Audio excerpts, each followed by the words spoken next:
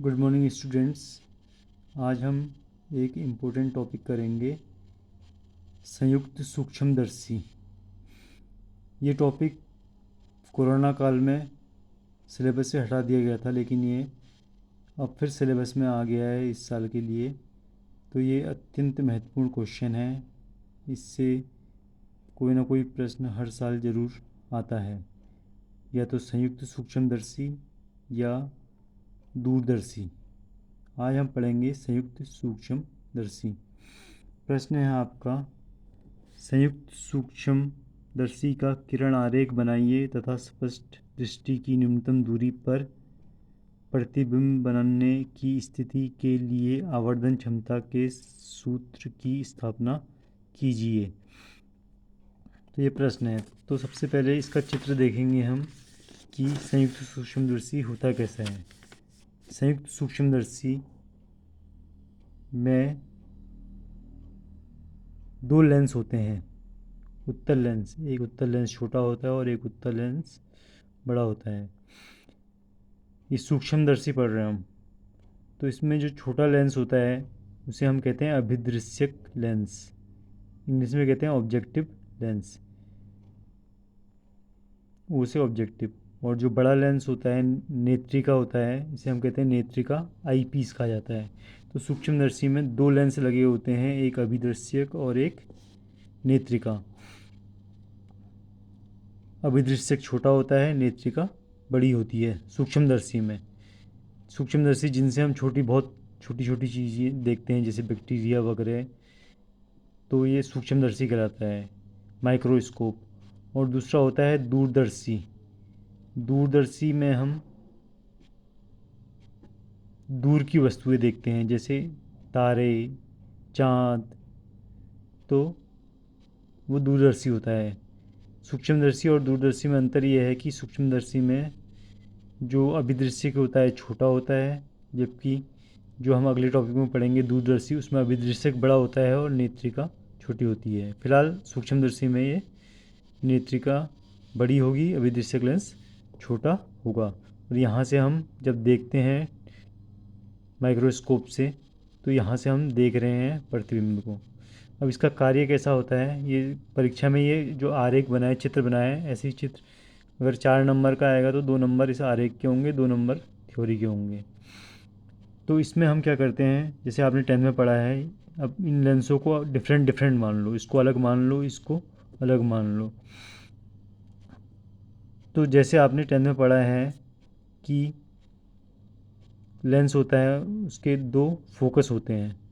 एक F1, ये पहला लेंस है, इसके लिए इसका एक फोकस F1 डैश हो गया और दूसरा फोकस हो गया F1, इसके लिए ये हो गए। और जो आई पीस है, ई से आई पीस, नेत्रिका मतलब, इसके लिए इसका एक फोकस हो गया F2, यहाँ पर हो गया, यहाँ पर, और F2 डैश यहाँ पर हो गया और F2 यहाँ पर हो गया, दो फोकस हो गए।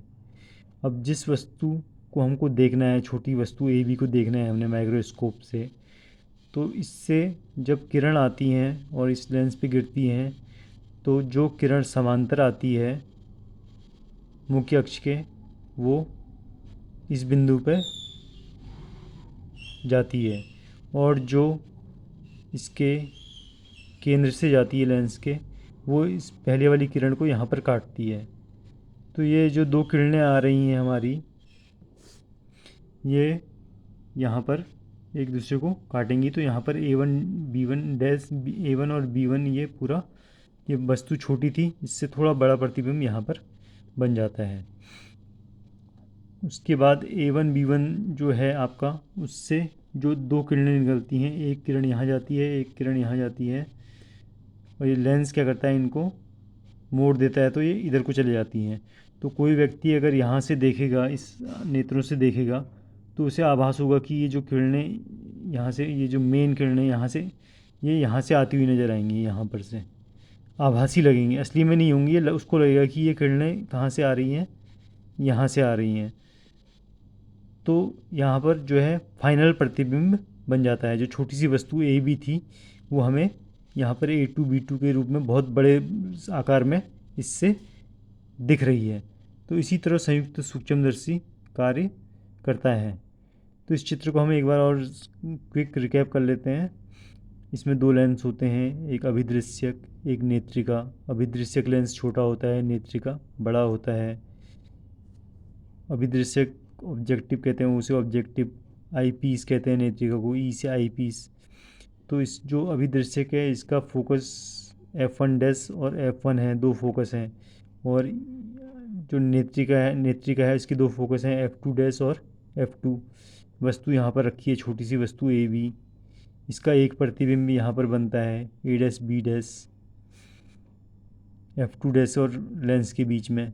और जब यहाँ से इससे जब किरणें यहाँ दूसरे लेंस में जाती हैं तो ये मुड़ जाती हैं और व्यक्ति को लगता है कि ये किरणें इस बिंदु से आ रही हैं। इस वाले लेंस के लिए जो इस वाले लेंस का जो प्रतिबिंब था, इस लेंस के लिए वस्तु का कार्य करता है। और फाइनल जो प्रतिबिंब ये यहाँ पर बनता है, और जो प्रतिबिंब बनता है आपका स्पष्ट दृष्टि की न्यूनतम दूरी d पर बनता है, जो कि कितनी होती है आपको पता है, 25 सेंटीमीटर। तो थोड़ा इसको पढ़ लेते हैं। हमने परीक्षा में और आ जाता है, आपके इस क्वेश्चन में आ जाता है कि संयुक्त सूक्ष्मदर्शी की आवर्धन क्षमता ज्ञात कीजिए।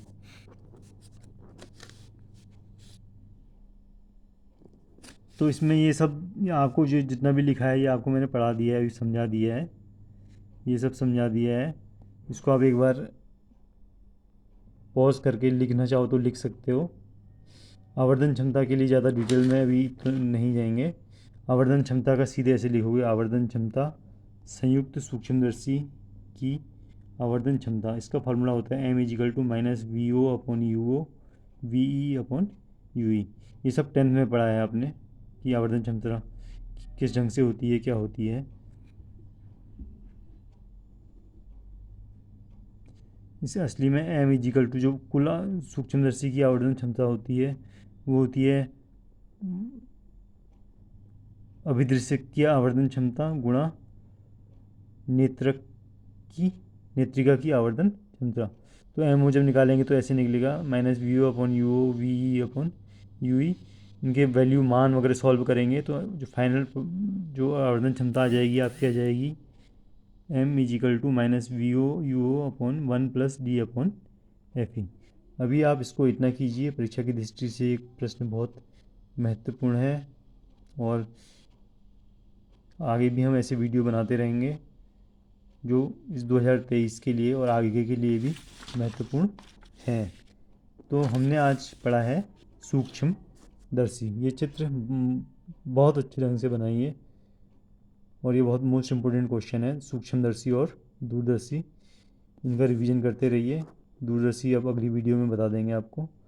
बिल्कुल सेम ऐसा ही है, बस उसमें ये वाला लेंस बड़ा हो जाता है, ये वाला लेंस छोटा हो जाता है, नेत्रिका छोटी हो जाती है और अभिदृश्यक बड़ा हो जाता है। तो क्वेश्चन आपका यही आएगा कि सूक्ष्मदर्शी किसे कहते हैं, इसकी रचना बताइए और इसकी आवर्धन क्षमता क्या होती है। कभी कभी इसके न्यूमेरिकल भी आ जाते हैं।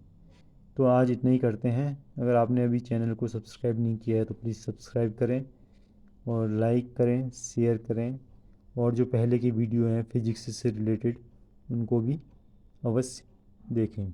धन्यवाद।